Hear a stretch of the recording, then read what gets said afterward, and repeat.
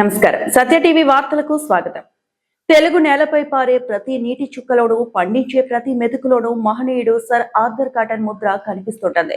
గోదావరి కృష్ణా డెల్టాల రూపశిల్పి అపర భగీరథుడు sir Arthur cotton 223వ జయంతి వేడుకలు రాష్ట్ర వ్యాప్తంగా ఘనంగా జరుగుతున్నాయి.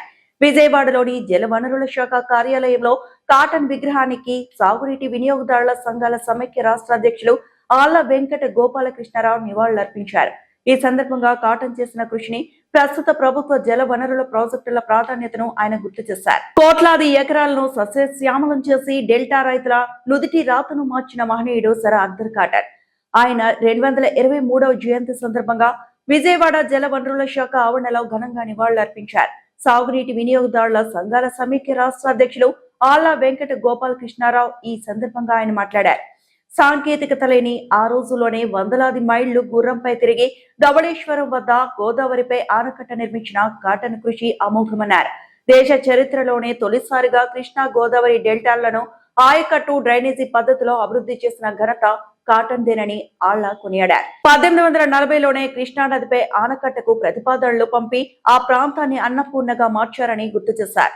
అందుకే ఈ ప్రాంత ప్రజలు దేవుడి కంటే ముందుగా కాటన్ దొరను స్మరించుకుంటారని పేర్కొన్నారు.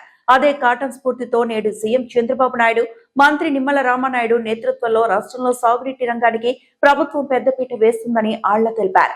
జలధార, జలహారతి ద్వారా భూగర్భ జలాల పెంపు, రాయలసీమను రక్షించే పోలవరం, బణకచెర్ల అనుసంధానం వంటి ప్రాజెక్టులను వేగవంతం చేయడం హర్షణీయమన్నారు.